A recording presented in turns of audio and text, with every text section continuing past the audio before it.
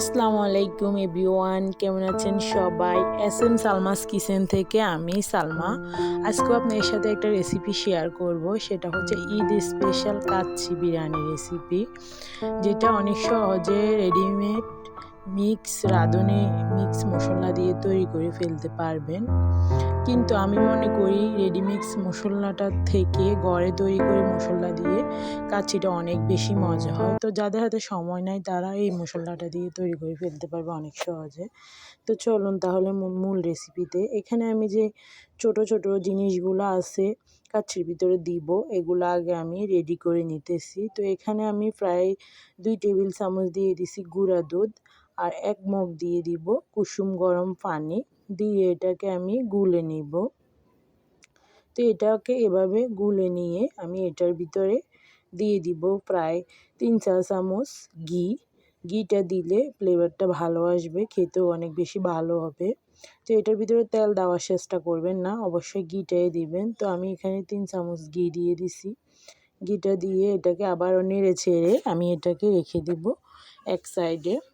তা আমি আরেকটা বাটিতে এখানে একটু লিকুইড দুধ নিছি, এটার ভিতরে আমি কিছু কালার অ্যাড করব, ফুড কালার, অরেঞ্জ ফুড কালারটা দিব কাচ্চিতে দেওয়ার জন্য। তো এখানে অল্প একটু দিয়ে দিছি কালারটা, আমি নেড়ে ছেড়ে বাটিটা দাও এক সাইডে রেখে দিব। আর এখানে আমি অনেকগুলা কাঠবাদাম নিছি। কাঠবাদামটা আমি 1 ঘন্টা ভিজিয়ে রেখে চামড়াগুলো তুলে নিছি, এটাকে আমি ব্লেন্ড করে নিব। তো এগুলো আগে থেকে করে রাখলে তাহলে রান্নাটা তাড়াতাড়ি হয়ে যায়। আর এখানে আমি 5টা পেঁয়াজকে এখানে আমি বেরেস্তা করে নিছি। তো সবগুলো আমি করে নিয়ে রাখছি। এখন আমি মাংসটা ম্যারিনেট করে নেব। তো এখানে আমি বড় একটা পাতিল নিছি, আর 1 কেজি গরু মাংস নিছি, এরকম বড় বড় পিস করছি।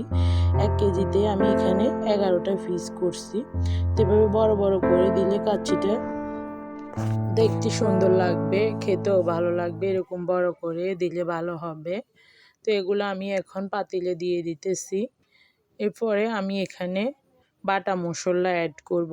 1 চা চামচ দিয়ে দিতেছি আদা বাটা, 1 চা চামচ দিয়ে দিতেছি রসুন বাটা, আর এখানে আমি টক দই দিতেছি। টক দইটা আমি নিজে করছি, 2 কাপ দুধ দিয়ে আর একটু ভিনেগার দিয়ে করে নিছি।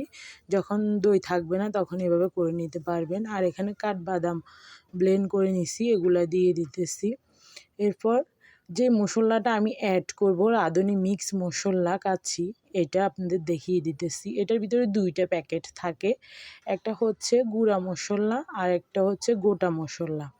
কিন্তু এই কাচ্চি বিরিয়ানি থেকেও নিজেরা ঘরে মশলা তৈরি করে কাচ্চিটা রান্না করলে বেশি মজা হয়। তো এটা যাদের হাতে সময় নেয় তারা এভাবে রাঁধুনি মিক্স মশলাটা দিয়ে কাচ্চিটা তৈরি করে নিতে পারবেন।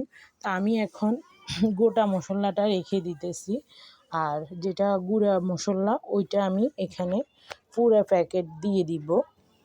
এখানে যেহেতু আমি 1 কেজি নিছি মাংস আর 1/2 কেজি নিব চাউল, তাই আমি পুরো প্যাকেটটা এখানে দিয়ে দিতেছি। আর গোটা মশলাটাও এখানে আমি কিছুটা দিয়ে দিব। দেখেন এগুলা হচ্ছে গোটা মশলাগুলো আমি ঢেলে নিছি। এখানে আপনি মরি জিরা, শাহি জিরা, সাদা গোলমরিচ, কালো গোলমরিচ, এলাচ, দারচিনি, তেজপাতা এগুলো আছে। তো এগুলো পুরোটা দিব না, পুরোটা দিলে খাওয়া যাবে না। তো আমি এখানে কিছুটা দিয়ে দিচ্ছি, আর বাকি কিছুটা দিব চাউলের সাথে। তো এরপরে আমি পেঁয়াজের বেরেস্তা দিয়ে দিব এখানে কিছুটা, দিয়ে এগুলোকে আমি ভালোভাবে মেখে নিব।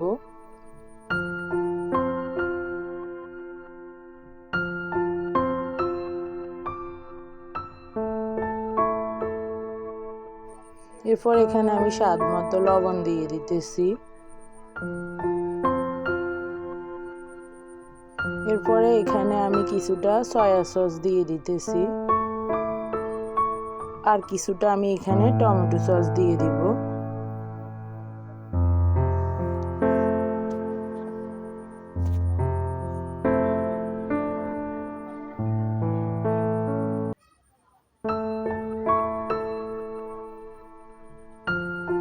এরপরে আমি এগুলোকে ভালোভাবে মেখে নিব।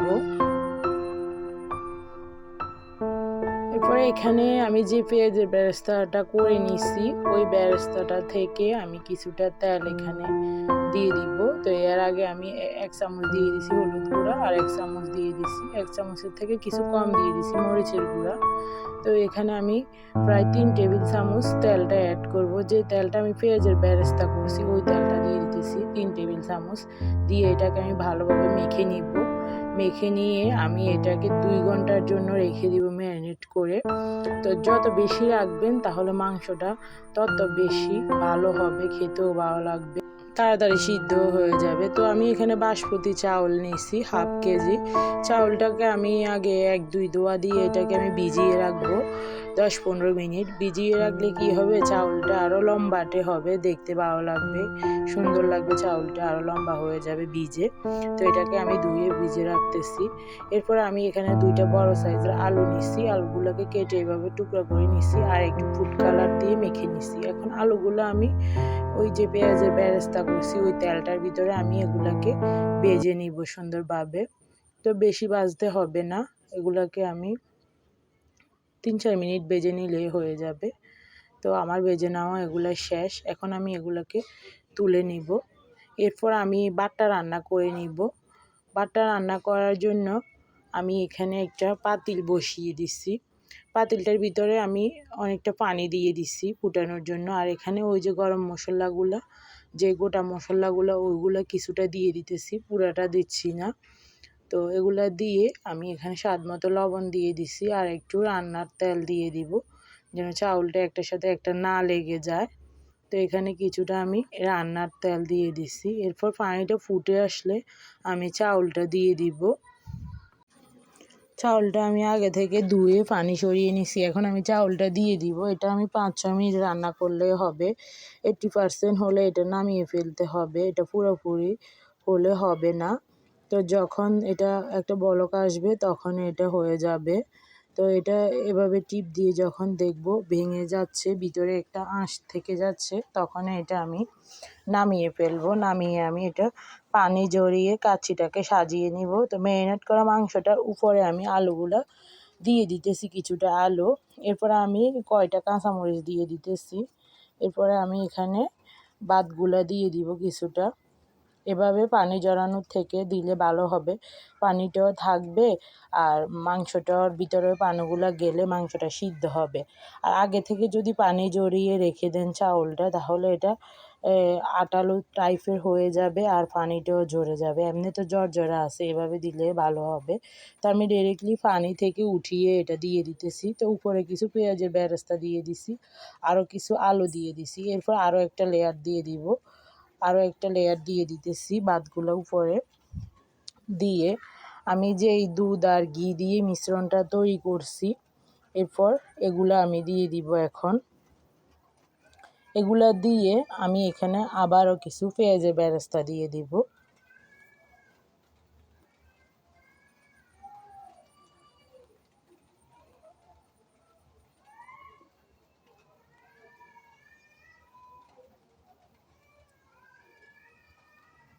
এরপরে আমি এখানে যে কালারটা করছি লিকুইড দুধ দিয়ে ফুড কালার করে নিয়েছি, কালারটা আমি একটু একটু করে দিয়ে দিব। এটা হচ্ছে দেখার সৌন্দর্যের জন্য। তো দিয়ে এটাকে আমি দমে বসিয়ে রাখবো। আমি ঢাকনাটা লাগিয়ে দিব। এখানে আমি আগে থেকে আটার খামি করে নিছি। তো আটাটা আমি এভাবে লাগিয়ে নিব। আটাটা লাগানোর পর এরপরে আমি সুন্দরভাবে ঢাকনাটা বসিয়ে দিব। এভাবে সুন্দরভাবে আটাটা লাগাতে হবে যেন কোনো পরিমাণে ভিতরে ভাপটা বাইরে না আসে, তাহলে মাংসগুলো ভালোভাবে সিদ্ধ হবে না। তো এভাবে সুন্দরভাবে এটাকে আমি লাগিয়ে দিছি। এখন ঢাকনাটা দিয়ে দিব। ঢাকনাটার ভিতরে যে একটা ছোট ছিদ্র থাকে ওইটাও আমি একটু আটা দিয়ে মেরে ফেলছি যেন কোনো ভাপে বাইরে না আসতে পারে। এরপর আমি এখন চুলাটা ধরিয়ে হাই হিটে 10 মিনিট এটাকে রান্না করে নিব। হাই হিটে 10 মিনিট এটাকে আমি রান্না করার পর বড় একটা তাওয়া নিছি, তাওয়ার উপরেও আমি এটাকে আরও 10 মিনিট বসাইছি যেন তাওয়াটা গরম হয়, যেহেতু এটা অনেক ভারী একটা তাওয়া। এরপরে এটাকে আমি প্রায় 1 ঘন্টা রাখছি। তো 1 ঘন্টা পর দেখেন, 1 ঘন্টা আমি লো হিটে রাখছি, একদম লো হিটে। তো 1 ঘন্টা পর দেখেন কাচ্চিটা হয়ে গেছে। তো দেখেন অনেক সুন্দর হয়েছে কাচ্ছিটা, একদম জর্জরা হয়েছে, নিচে একটুও লেগে যায় নাই মাংসটাও অনেক সুন্দরভাবে কুক হয়েছে। যখন এভাবে পারফেক্টভাবে করবেন তো মাংসটা কিন্তু একদমই লাগবে না। চুলার আগুনটা যদি ঠিকঠাকভাবে দেন, আর চুলার আগুনটা যদি ঠিকভাবে না দেন তাহলে মাংসটা নিচে পুড়ে যাবে, এটা আর খেতে ভালো লাগবে না। দেখেন মাংসটা অনেক সুন্দরভাবে সিদ্ধ হয়েছে আর নিচে একটু পুড়ে যায় নাই। তো আমি এটাকে পরিবেশন করে দেখাইতেছি। তো আমার ভিডিওটি যদি ভালো লেগে থাকে অবশ্যই একটা সাবস্ক্রাইব করে দিবেন, আর যারা অলরেডি সাবস্ক্রাইব করে দিয়েছেন তাদেরকে অসংখ্য ধন্যবাদ। দেখেন বিরিয়ানিটা কি সুন্দরভাবে কুক হয়েছে আর কি সুন্দরভাবে একদম জর্জরা হয়েছে, মাংসটা সুন্দরভাবে সিদ্ধ হয়েছে। তো এভাবে রেডিমেড মিক্স মশলা দিয়ে কিন্তু সহজে তৈরি করে ফেলতে পারবেন, কিন্তু রেডিমেড মশলা থেকে নিজে ঘরে তৈরি করে মশলাটা দিয়ে কাচ্চি তৈরি করলে বেশি ভালো হয়। তো আল্লাহ হাফেজ, সবাই ভালো থাকবেন।